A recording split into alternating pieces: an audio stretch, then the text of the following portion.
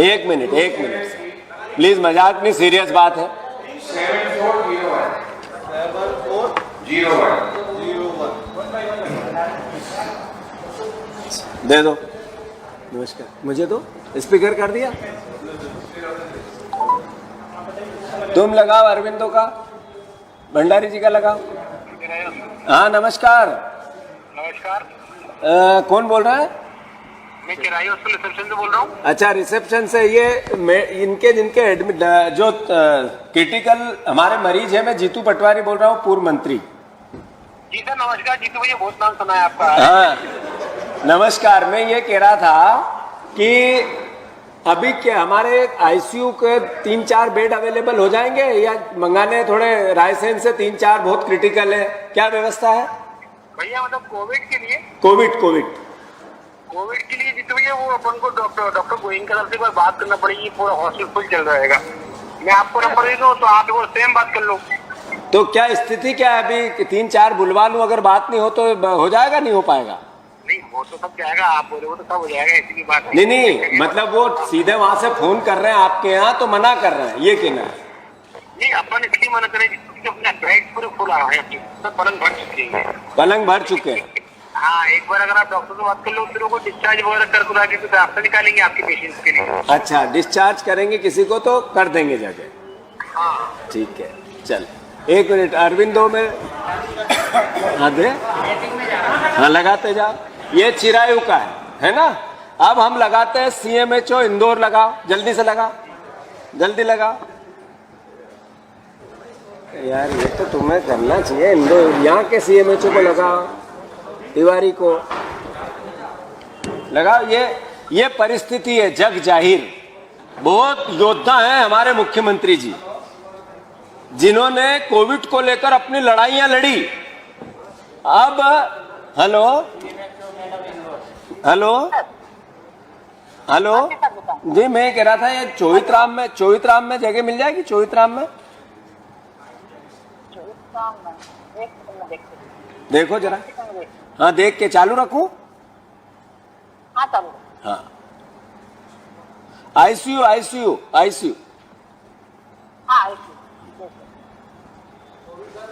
हाँ कोविड का आईसीयू।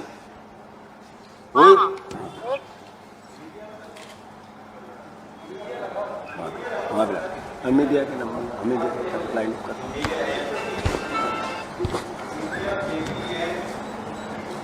लगा दो।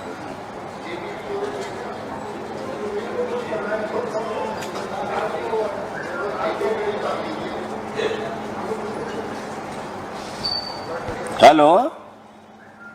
हाँ दिख रहा है अवेलेबल, मैं पूछ लेती हूँ।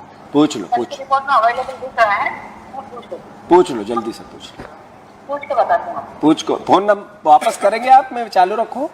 हाँ मैं कर अभी कर। चलो उसको लगाओ, लखवानी। चौहितराम में लखवानी को लगाओ। लखवानी जी है चौहितराम के मेन करता धरता है वो। मैं वहां का विधायक हूँ। अब मेरी स्थिति क्या है वो देखते हैं, चेक करते हैं। ओपन है सर, जल्दी से लगा। इतनी देर लगी?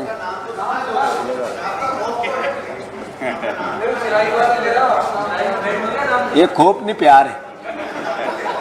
वो क्या है, आपके नाम से तो घबरा के वैसे ही देंगे। एक 2 और लगा लेते हैं। फिर मेरा निवेदन है कि आपको अगर कहीं मैं चुनौती देता हूं मुख्यमंत्री जी को कि ये सारे जर्नलिस्ट बैठे हैं, आप अपने अपने फोन से किसी भी हॉस्पिटल में लगाओ। जैसे यहाँ पे परिस्थिति आई है वैसी ही परिस्थिति हर हॉस्पिटल की। विषय ये हंसी की, मजाक की या क्रिटिसिज्म की या आरोप प्रत्यारोप की नहीं। ये मध्य प्रदेश की स्थिति है और मध्य प्रदेश के मुख्यमंत्री क्या कर रहे हैं, इससे लड़ के सर सवाल ये है। 1 मिनट भैया, नमस्कार, जीतू बोल रहा हूँ। कहाँ हो बॉस?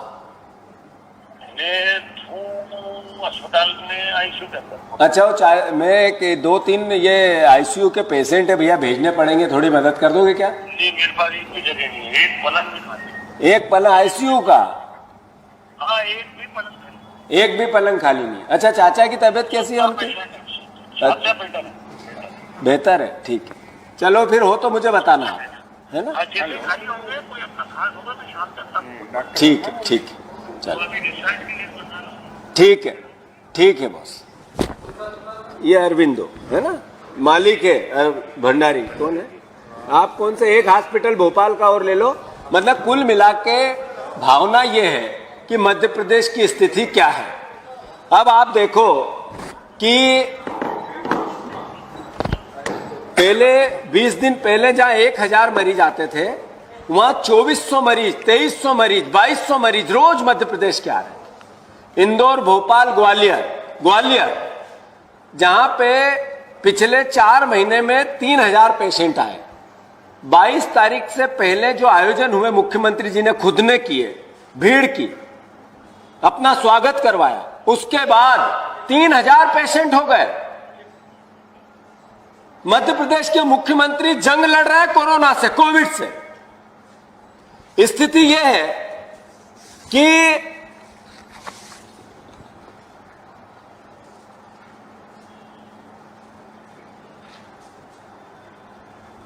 इंदौर में 1500 से ज्यादा, 15,000 से ज्यादा, भोपाल में 12,000 से ज्यादा, ग्वालियर में 15,000 के आसपास, 7,500 के आसपास मरीजों की संख्या हो गई, ठीक होने वाले और ग्रसितों की। और हॉस्पिटल इन बड़े शहरों में नहीं है जगह, तो पूरे मध्य प्रदेश का क्या हुआ? मैंने कहा कि 1600 से ज्यादा मृत्यु हो गई। इसका दोषी कौन है? इंदौर में कलश यात्राएं निकाली जा रही भारतीय जनता पार्टी द्वारा। छोटी छोटी बच्चियां 10-10 साल की, उनके एक मटके का लालच, एक साड़ी का लालच, उनको रोड पे मरने के लिए आह्वान कर रही भारतीय जनता पार्टी। आप देखो कि सिस्टम कैसा चरमरा गया। मुख्यमंत्री कहते हैं मैं पूजा करूं ना करूं, पर रोज समीक्षा करता हूं कोविड को लेकर। और हालात क्या है, क्या निर्णय, क्या डिसीजन, क्या किया आपने कोविड को लेकर सरकार ने? आप कहते हो समीक्षा के बाद कि इंदौर, भोपाल कोई मरीज ना आए, जहां है वहीं इलाज कराए, यह मुख्यमंत्री का वक्तव्य है। तो ये कैसा आपका योद्धा, आप कैसे योद्धा हो लड़ने के लिए कोविड से? मैं मानता हूं कि भारतीय जनता पार्टी ने मौत के गाल में पूरे मध्य प्रदेश को इस सरकार ने अपने लालच, अपनी सत्ता के हवस और अपने ईगो को सेटिस्फेक्शन के लिए लोगों की मौत कर दी। थोड़ी मुख्यमंत्री थोड़ा सा एहसास करें उस परिवार पे जिसके घर में कोरोना आ गया, पूरा परिवार तड़प जाता है। एक परिवार का आदमी प्राइवेट हॉस्पिटल में भर्ती हो गया तो मकान गिरवी रख के इलाज करा सकता है। आर्थिक स्थिति मिडिल क्लास के व्यक्ति की नहीं है कि वो 5-6 से 6 लाख में ठीक होकर घर आ जाए। ये मध्य प्रदेश के हॉस्पिटल्स की लूट और मध्य प्रदेश सरकार की उसको छूट। आप देखो कि भयावह स्थिति मध्य प्रदेश में ला दी। मैं मानता हूं ऐसी सारी परिस्थितियों के बाद मध्य प्रदेश के मुख्यमंत्री को इसी वक्त एक व्हाइट पेपर कोविड को लेकर आपने क्या किया, मध्य प्रदेश की जनता को क्या दिया और मध्य प्रदेश की जनता, मध्य प्रदेश कहां पहुंच गया, प्रदेश के सामने लाना चाहिए। रोज बड़े बड़े आयोजन, भाषण, मुख्यमंत्री को गालियां देना, पूर्व मुख्यमंत्री को भ्रष्टाचार के आरोप लगाना। मध्य प्रदेश में ऑक्सीजन की कमी है। ऑक्सीजन की कमी, इस बीमारी का पहला इलाज कोविड का है कि पूर्ण ऑक्सीजन की आपूर्ति हो, हर हॉस्पिटल में हो, सरलता से हो, सस्ती हो। तो मध्य प्रदेश के पास अब हॉस्पिटल में ऑक्सीजन की कमी आ गई है। ये मेरा आरोप नहीं है, सरकार के आंकड़े हैं और ये अखबारों की हेडलाइन है। एक अखबार में कहा 250 रुपए का ऑक्सीजन सिलेंडर 450 में दे रहे हैं। दूसरे अखबार ने कहा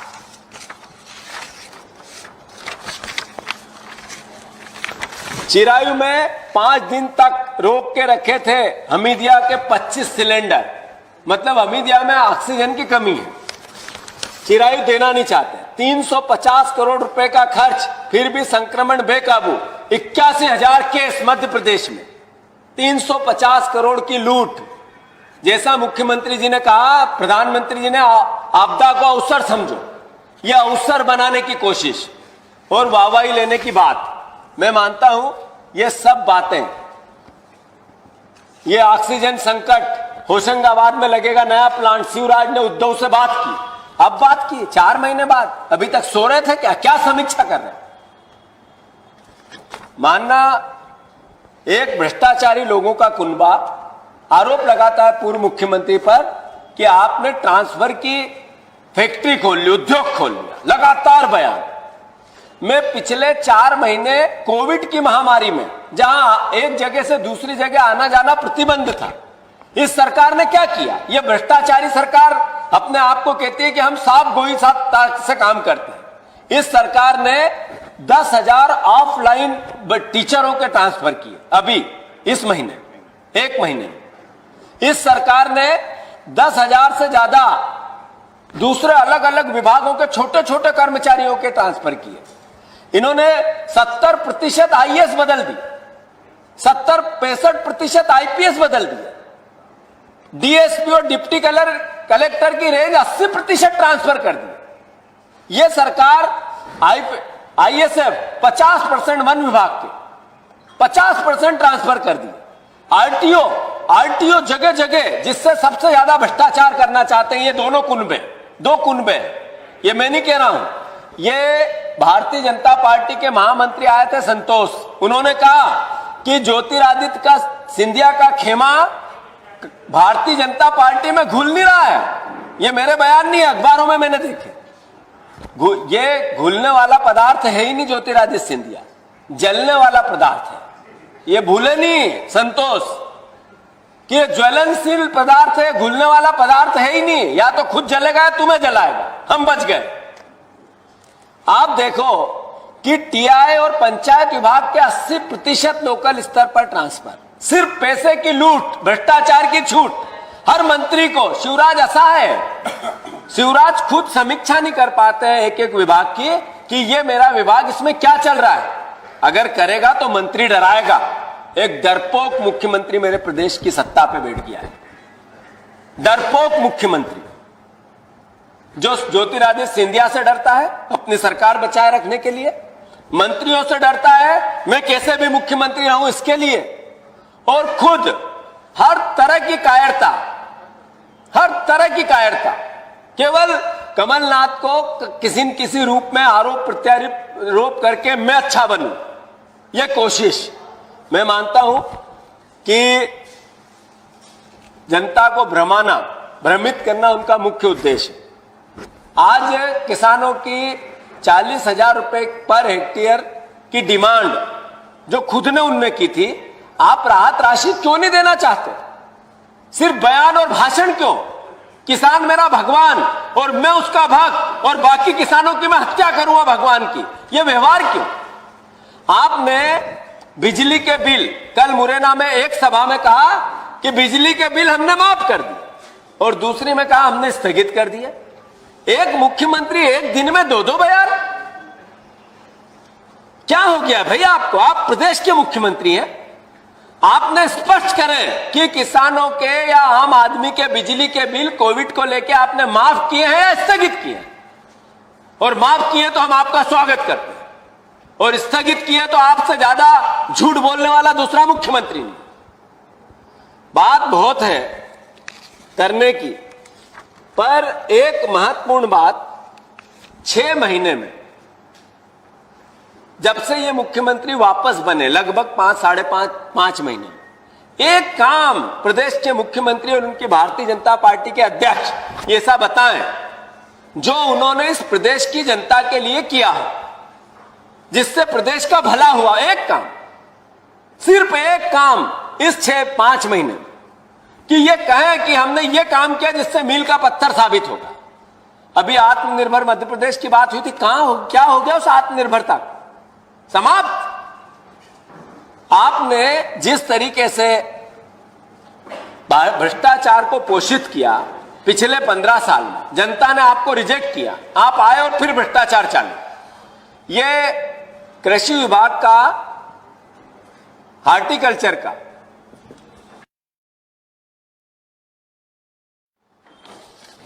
एक घोटाला सामने आया, तो आप पिछले 10 साल की जांच क्यों नहीं कराते?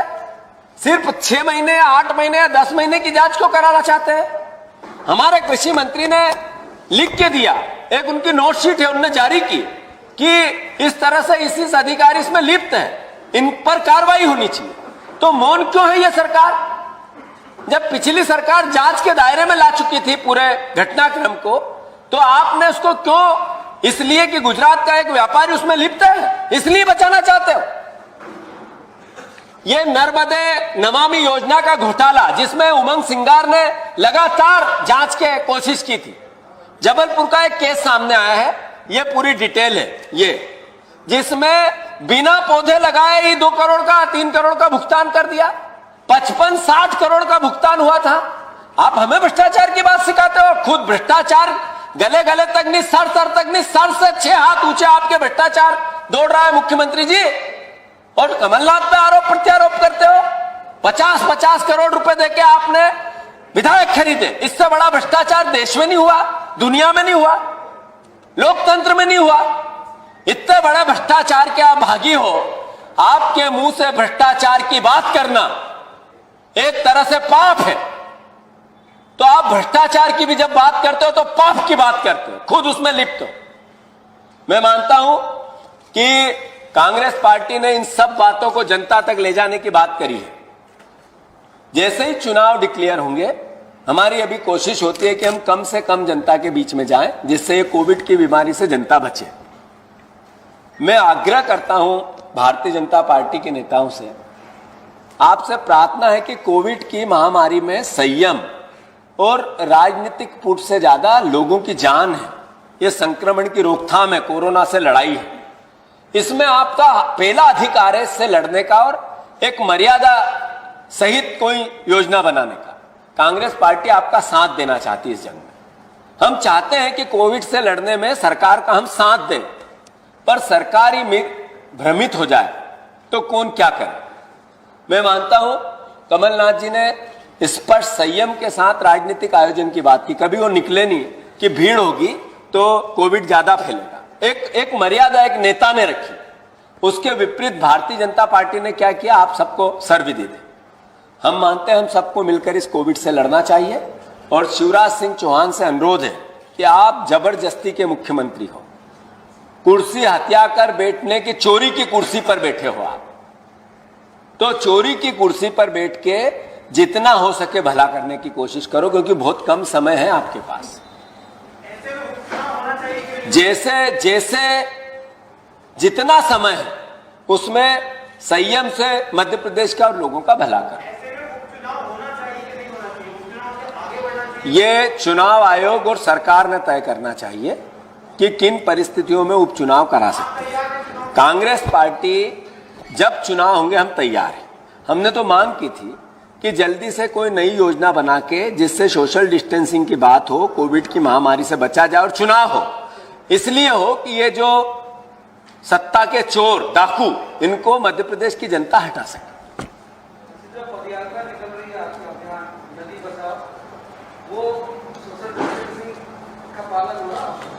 मैंने कि हम सबको इस बात का ध्यान रखना चाहिए।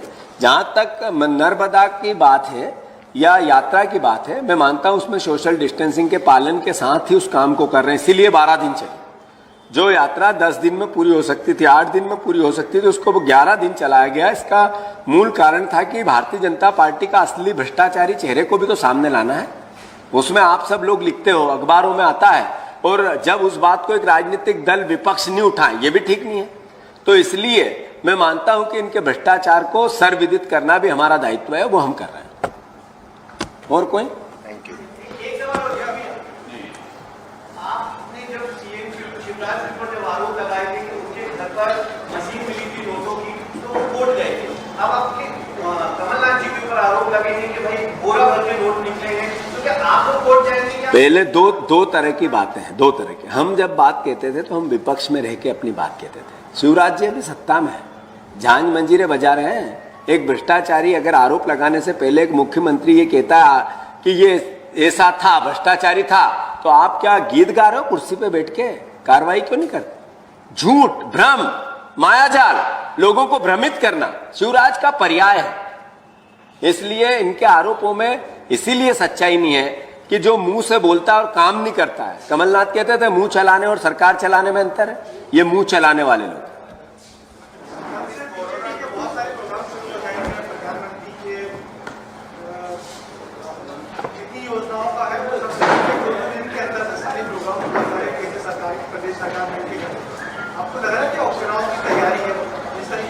भारतीय जनता पार्टी 100% उसका मोटिव देश का भला कैसे हो, जनता का भला कैसे हो, इसको सेकेंड, और खुद पार्टी का और हमारा भला कैसे हो। उपचुनाव उनकी प्रायोरिटी है। उन्होंने जितने स्तरहीन जाकर, देश के प्रधानमंत्री ने, मैं नहीं बोल रहा हूं, हमारे मुख्यमंत्री ने कहा कि मेरे प्रधानमंत्री ने हमें कहा कि सरकार गिरानी है, तो इतने स्तरहीन जाकर प्रधानमंत्री ने सत्ता गिरवाई। तो नेचुरल है, उनको लोगों की जान से मतलब नहीं है। उपचुनाव की तैयारियों के संदर्भ में ऐसी तैयारियां जिससे लोग भ्रमित हो, भूमि पूजन हो, किसी प्रकार का आयोजन हो, जनता को हम प्रभावित करें, ये कर रहे हैं, जो कि गलत है। और चुनाव की तैयारी नेचुरल है उनकी है, चुनाव होंगे तो हम भी करेंगे। आपने बताया कि 2000 से ज्यादा मामले रोजाना 39 मिनट में मौत हो रही है और 2 मिनट 3 मरीज आ रहे हैं। अब ऐसी स्थिति में जो राजनीतिक सभाएं होंगी, प्रचार प्रसार होगा, इसको चुनाव आयोग ने संज्ञान में लेना चाहिए। स्थिति भयावह है और मैं मानता हूं कि चूंकि एक राजनीतिक दल का कार्यकर्ता, एक राजनीतिक दल का दायित्व होता है, जब चुनाव आते हैं तो उसको जनता के पास जाके जीतना होता है। अगर सरकार, प्रशासन और चुनाव आयोग ऐसी व्यवस्था बनाएगा कि जिससे सोशल डिस्टेंसिंग बनी रहे, ऐसे नियम बनाएगा तो हम पालेंगे। अगर नहीं बनाएगा तो हम भी जनता है, क्योंकि सरकार तो खुद चाह रही है कि हम नियम तोड़ें।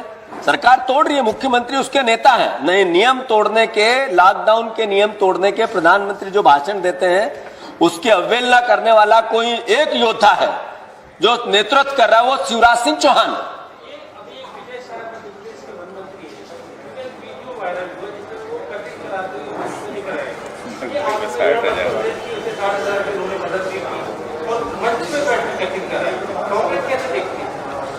विजय शाह जी क्या क्या करते हैं और कब कब करते हैं और कैसे कैसे करते हैं सर्वविदित है। वो एक भाषण उनका वायरल हुआ था झाबुआ में, वो सर्वविदित है। तो वो कहाँ कटिंग बनाएंगे और कहाँ कपड़े उतारेंगे और कहाँ कपड़े पहनेंगे वो ही जाने, उनके लिए मेरे पास कोई जवाब नहीं।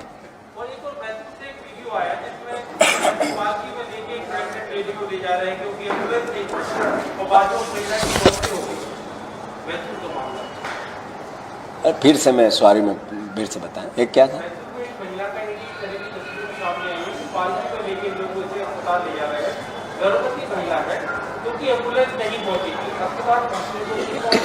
पंद्रह साल की शिवराज सरकार का जो प्रोत्साहन है स्वास्थ्य को लेके कि एक भी जगह स्वास्थ्य सेवाएं एक जिले में भी पर्याप्त नहीं है, जहां तक कि भोपाल, ग्वालियर, जबलपुर, इंदौर ऐसे शहरों में भी नहीं।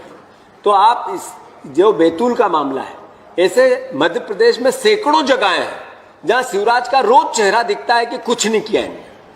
कई महिलाएं मरती है, कई परिवार के बुजुर्ग मरते हैं, स्वास्थ्य सेवाओं की कमी होती है, एम्बुलेंस की कमी होती है, डॉक्टरों में अलग अलग हॉस्पिटल्स में इक्विपमेंट की कमी होती है। ये असली पारितोषिक है शिवराज के 15 साल का। तो शिवराज जी का चेहरा दिखता है उस महिला के पूरे कृत्य में। मैं मानता हूं कि ये शिवराज की करनी और कथनी का अंतर है।